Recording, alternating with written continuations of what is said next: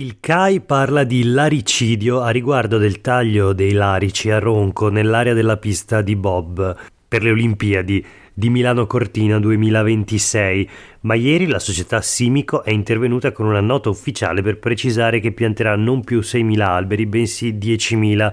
A seguito del taglio delle piante è stato effettuato un rilievo del legname utilizzato da parte dei tecnici specializzati che hanno verificato lo stato fitosanitario delle piante tagliate, riscontrando, afferma Simico, che circa il 50% dei larici tagliati risulta visibilmente deteriorato nel cuore del tronco, tipico di alberi morti o in via di mora. Simico conclude che al fine di migliorare le aree oggetto di intervento il progetto prevede un rimboschimento forestale con la piantumazione di 10.252 alberi e 1.688 arbusti attraverso la messa a dimora di semenzali forestali, giovani piantine di 1-3 anni, al fine di ottenere a maturità un bosco tipico del contesto locale.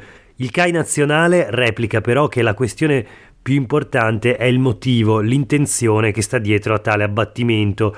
Il problema vero è la costruzione dello sliding center di Cortina, un'opera contro cui si sono espressi in molti, fra comuni cittadini, associazioni e comitati civici e anche lo stesso Comitato Olimpico Internazionale.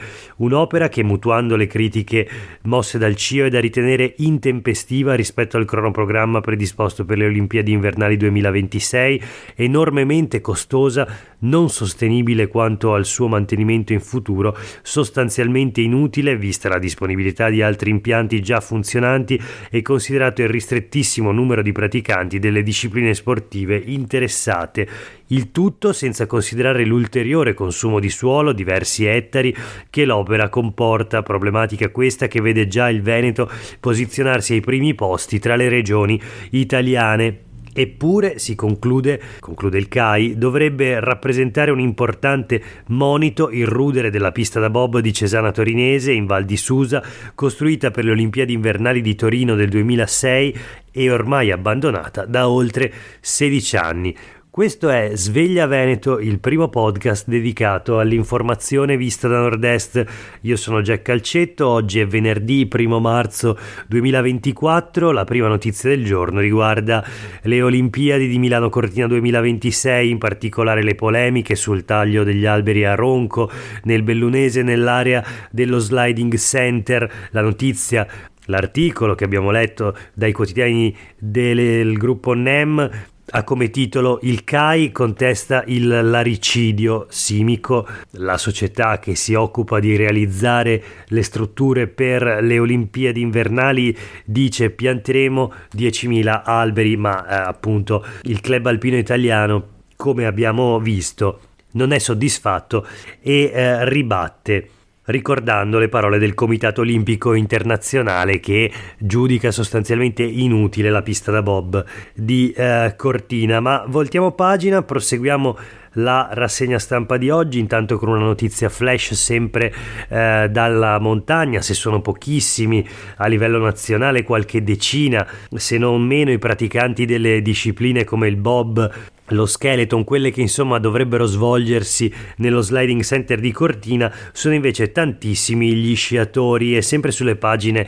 del Corriere, anzi dei quotidiani del gruppo NEM, troviamo appunto questa notizia: Veneti, popolo di sciatori, primi in Italia per iscritti alla FISI. I tesserati alla federazione sono oltre 15.000. A certificarlo è lo stesso Comitato regionale della Federazione Italiana Sport Invernali, che nell'ultimo anno ha accolto quasi 900 nuovi membri, più 6% rispetto alla precedente stagione, piazzandosi nel computo totale dei soci davanti alle sezioni delle Alpi centrali e del Trentino. Passiamo ora invece alla politica regionale, una serie di notizie oggi nei quotidiani locali del Veneto, notizie che si concentrano soprattutto sulle divisioni all'interno del centrodestra, i litigi che riguardano in Veneto soprattutto la figura di Luca Zaia, presidente eterno della regione, già al terzo mandato, vorrebbe candidarsi per il quarto, ma vediamo appunto oggi di cosa si parla. Partiamo dal Giornale di Vicenza e dall'Arena di Verona. dove sono riportate le dichiarazioni del capogruppo della Lega in Consiglio regionale Alberto Villanova, che dice: alle regionali sarà in campo la lista Zaia. La Lega del Veneto vuole una svolta dopo lo smacco in Sardegna e temendo quello in Unione Europea. A Venezia si ricompongono le fila per evitare la fuga di consiglieri, e quindi Zaia ha già promesso ai suoi che la lista Zaia, quella che in Consiglio regionale ha portato tantissimi eletti, sarà ancora più della lista ufficiale della Lega, sarà ancora presente alle prossime elezioni regionali, che Zaia ci sia oppure anche no. E quindi lista Zaia in Veneto, duello nella Lega, questo è il titolo sul giornale di Vicenza. Il segretario regionale Stefani bacchetta e dice: stop polemiche, ora lavorare, mentre chiude la porta al quarto mandato di Zaia. Forza Italia che dice no leggi ad personam, sono tutti sostituibili, ma questo l'avevamo visto ieri. Passiamo allora al Gazzettino. Lega, insulti e tensioni, Stefani, stop polemiche e Marcato apre a sinistra. Ecco, questa la notizia ulteriore che leggiamo sul Gazzettino. Leghisti in subbuglio. L'assessore regionale Marcato dice: la regione Veneto deve restare a guida leghista, sono pronto a dialogare con tutti. Ecco quindi l'apertura di Marcato anche al centro-sinistra. E poi leggiamo anche che nei social network Bitonci non appare più accanto al vice premier Salvini, ma con la bandiera di San Marco. L'esponente padovano: non chiedo la testa di nessuno, ma una riflessione del gruppo dirigente locale e nazionale. Passiamo adesso ai quotidiani del gruppo NEM, dove è intervistato Massimiliano Fedriga, presidente della regione Friuli Venezia Giulia. Dice: io e Zaia nel 2028 ancora la presidenza delle nostre due regioni. Rimpianti per la Lega Nord, come ha detto Luca, lo spirito federalista deve restare unito al resto d'Italia, dice Fedriga. Il governatore del Friuli Venezia Giulia ridimensiona la portata della sconfitta in Sardegna, e su Vannacci dice: bene i candidati nazionali se utili, ma valorizzare di più chi esce dai territori.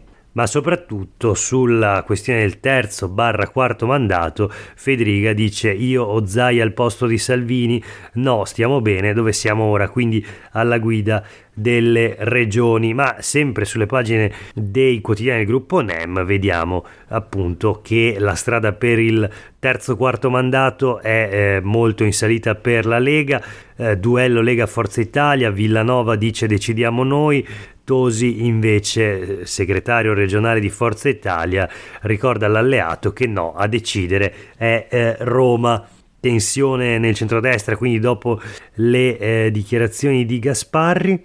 Chiudiamo questa parte della rassegna stampa dedicata appunto alla politica regionale con altre due notizie sulle pagine del Corriere del Veneto. Il centrodestra annuncia che alle comunali sarà unito.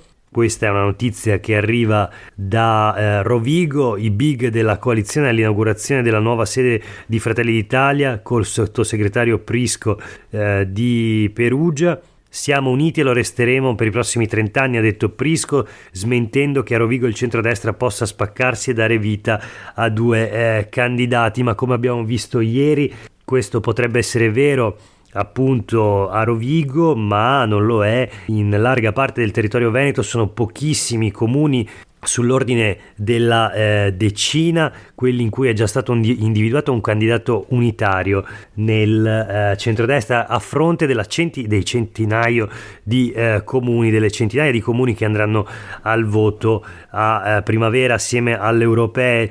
Quindi una destra divisa che potrebbe presentarsi con diversi candidati appunto nei vari comuni. Lo ha minacciato in particolare la Lega, lanciando un avvertimento al partito di Giorgia Meloni. Ma sempre sulle pagine del Corriere del Veneto è interessante un altro caso, invece questo interno al partito di Matteo Salvini.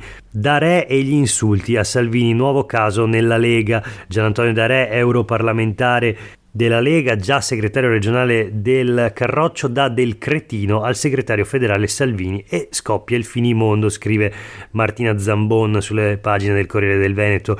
Il partito reagisce con un appello a lavorare anziché far polemica, ma non sono, anzi sarebbero in vista provvedimenti disciplinari. Insulti a Salvini, scoppia il caso D'Arè, nuovo fronte agita la Lega in Veneto. Titolo: l'europarlamentare inveisce contro il leader, Stefani reagisce, si va verso l'azione disciplinare, bisogna lavorare e non fare polemica, mi riferisco a chi parla e ha perso tutti i congressi. Parola questa di Alberto Stefani, segretario appunto regionale della Lega. Chiudiamo la rassegna stampa di oggi con alcune notizie flash. Partiamo dai quotidiani del gruppo NEM. RSA, case di riposo, quindi mancano 17.000 posti letto. Le rette devono essere eque, dicono i sindacati. In netta riduzione pure il tempo di cura dedicato ogni giorno ai singoli anziani ospiti, veneti sempre più anziani mentre l'assistenza è in continuo calo e oltre 4.000 ospiti sono tagliati fuori dal contributo della regione. Insomma, gravissima la situazione all'interno delle case di riposo del Veneto. Giornale di Vicenza, è allarme gioco d'azzardo, nella trappola anche i giovanissimi. È questo il fatto del giorno secondo il quotidiano della Confindustria Berica. Il SERD di Vicenza dice: cerchiamo di favorire la presa di coscienza del problema per un intervento il più possibile precoce. Tante le iniziative che vanno dagli incontri di sensibilizzazione anche nelle scuole alla campagna di informazione. L'obiettivo è molto importante: stimolare le persone a sviluppare un senso critico rispetto ai rischi che il gioco comporta. Ci spostiamo sulla Nuova Venezia, un'altra notizia flash riguarda il mondo del lavoro. Questa: record di lavoro precario, tra i più giovani solo il 5,6% degli under 30 ha contratti fissi, cala al 13,8% il numero di quanti sono inattivi, ma la performance migliore è delle ragazze, scese sotto il 10%. Nuove generazioni, tema fondamentali, c'è molto lavoro da fare contro il disagio e soprattutto contro il precariato.